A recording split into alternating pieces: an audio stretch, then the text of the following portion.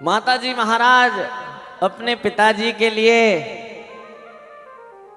भाता लेकर जा रहे हैं। छोटी सी कन्या और उधर से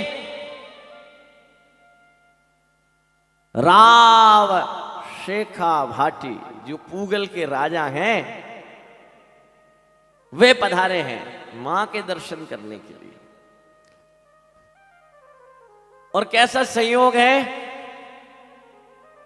कि माता जी के दर्शन करने के लिए आए हैं, पूछ रहे हैं, जानना चाहते हैं मां कहां है। और पराम मां भगवती ने आगे से आकर दर्शन दिए हैं। जैसे ही पता चला कि अरे मैं जिस महाशक्ति के दर्शन करने आया हूं वो तो मेरे समक्ष खड़ी है, कूद के उतरे अपने उस सुंदर ऊंट से और वहीं मिट्टी में ही दंडवत प्रणाम कर। हमारे शास्त्र इस बात को बताते हैं कि प्रणाम करने का क्या महत्व है।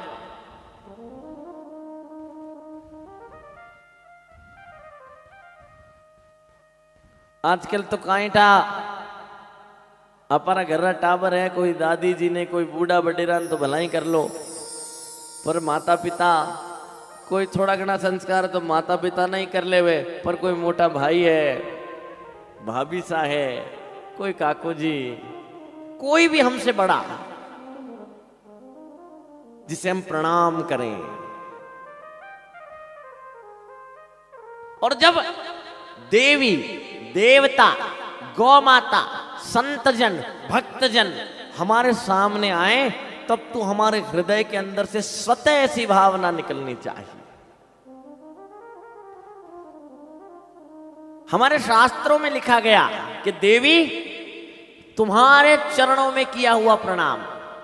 और मेरी सबसे प्रार्थना है इस क्षण के बाद आप जब भी मंदिर में जाएं, अन्यथा अपने घर में भी देवी के सामने दीपक करने बैठे और जब देवी को धोख दें, प्रणाम दें, तो इस भावना को ध्यान में रखना।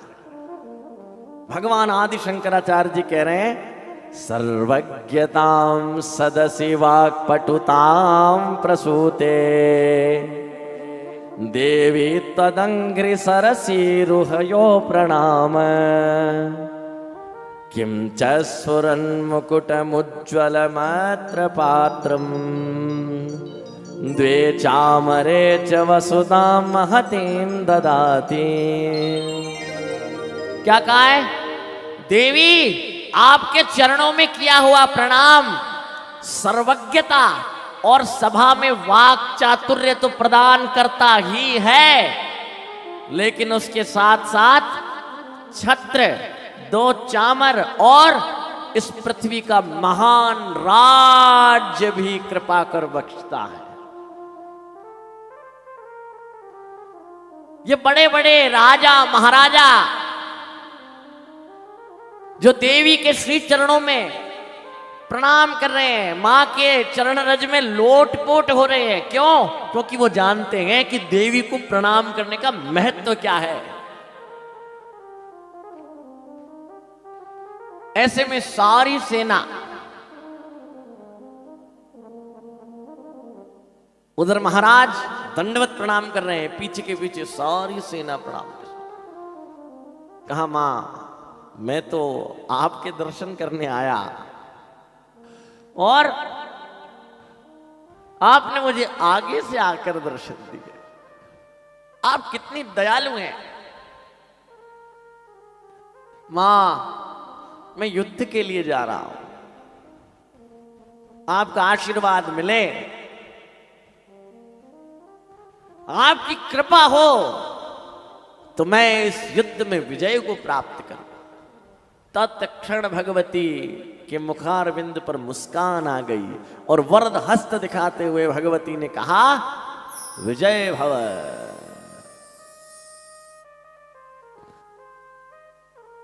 आना सार्थक हो गया शेखा जी का। राव शेखा जी मां के दर्शन करने आए और मां से आते ही वरदान पा लिया कि तुम्हारी विजय होगी। आज्ञा मांगने लगे। कहा मां मुझे आज्ञा दीजिए।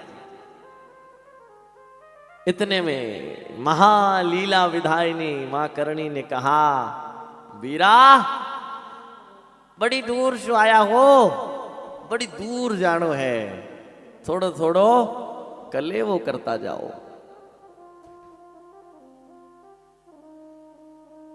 जैसे कानों में ये बात पड़ी, देवी स्वयं कह रही है प्रसाद पाने के लिए।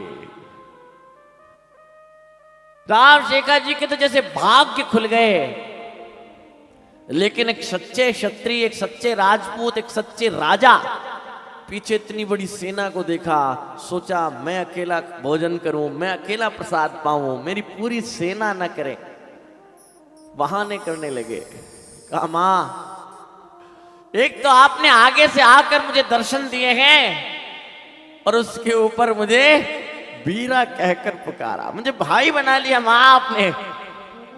अब मां मुझे और कुछ नहीं चाहिए, मुझे विजय प्राप्ति का वरदान आपने दे दिया मां, मुझे आज्ञा दीजिए।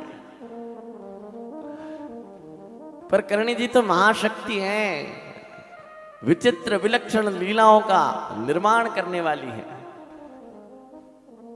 भगवती ने कहा नहीं, प्रसाद तो लेकर ही जाना है। राजशेखर जी के मन में तो वैसे ही हर्ष हो रहा था कि प्रसाद लें, प्रसाद पाएं। अपनी मंत्रियों के द्वारा सेना से कह दिया कि यदि माता जी एक कण का भी प्रसाद दें तो सिर माथे लगाकर खा लेना और मत मांगना। हमारे मन में कई संशय है कि पहला ही माता जी तो मैं सोच रही हूँ कहीं ढकेड़ा हो, या तो छोटे से बाल स्वरूप में है और सर्रे माथे एक छोटी सी छाबड़ी है, और माता जी महाराज जो भाव है, प्रेम है, लाड है, कृपा है कि मन कह रहा प्रसाद ले, इतनी मोटी सेना कटे ले वहां प्रसाद। संशय, अपने इष्ट में, अपने आराध्य में संशय। कहीं ना कहीं आपको ये बात माननी होगी कि हम लोग भी ये कार्य बहुत करते हैं। ये संसार जो अनित्य है, जो असत्य है, उस पर तो बड़ा भरोसा करते हैं। कोई संकट आवे विचार करा, कुने फोन करा, कुना पर सहायता कर सके, किने कहवा।